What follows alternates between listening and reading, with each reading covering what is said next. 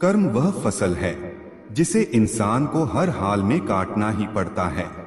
इसलिए हमेशा अच्छे बीज बोए ताकि फसल अच्छी हो। जैसे समुद्र के पार जाने के लिए नाव ही एकमात्र साधन है, उसी प्रकार स्वर्ग के लिए सत्य ही एकमात्र सीढ़ी है, कुछ और नहीं। धरती पर जिस प्रकार मौसम में बदलाव आता है, उसी प्रकार जीवन में सुख दुख आता जाता रहता है। व्यर्थ की चिंता और भय एक रोग के समान है जो आपकी आत्मीय शक्ति को छिन्न करती। धैर्य होना अत्यंत आवश्यक है। माली यदि पेड़ को 100 घंटे से भी सींचते रहे तब भी फल मौसम आने पर ही लगेंगे। आपके भीतर के अवगुणों से आपका महत्व कम नहीं होता, बस उनसे मुक्त होने का और संसार की भलाई की ओर प्रस्थान करने का प्रयास कीजिए।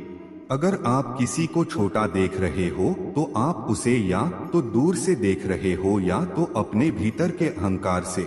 पेड़ कभी डाली काटने से नहीं सूखता, पेड़ हमेशा जड़ काटने से सूखता है। वैसे ही इंसान अपने कर्म से नहीं बल्कि छोटी सोच और गलत व्यवहार से हारता है। सफलता पाने वाले भूत या भविष्य की चिंता किए बिना अपने वर्तमान को सुधारते हैं। यदि हार की संभावना ना हो तो जीत का कोई अर्थ नहीं है।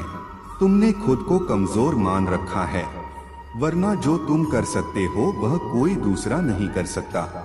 बुराई को देखना और सुनना ही बुराई की शुरुआत है।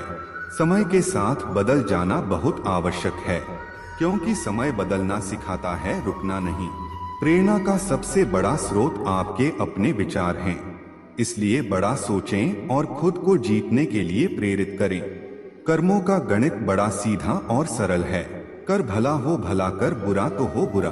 अच्छे कर्म करने के बावजूद भी लोग केवल आपकी बुराइयां ही याद रखेंगे, इसलिए लोग क्या कहते हैं इस पर ध्यान मत दो, अपने कार्य करते रहो। जो मिल रहा है तुम्हें वही तुम्हारे लिए बेहतर है। ये तुम नहीं जानते पर देने वाला बखूबी जानता है। दुख भोगने वाला आगे चलकर सुखी हो सकता है, मगर दुख देने वाला कभी सुखी नहीं हो सकता। गलत व्यक्ति जितना भी मीठा बोले आपके लिए बीमारी बन जाएगा, और सच्चे व्यक्ति कितना भी कड़वा लगे लेकिन एक दिन औषधि बनकर काम आएगा।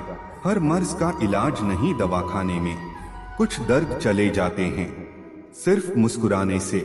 जिस प्रकार एक दिया अपना प्रकाश कम किए बिना हजारों दियों को जला देता है, उसी प्रकार खुशियों को बांटा जाए तो खुशियां कम नहीं होती।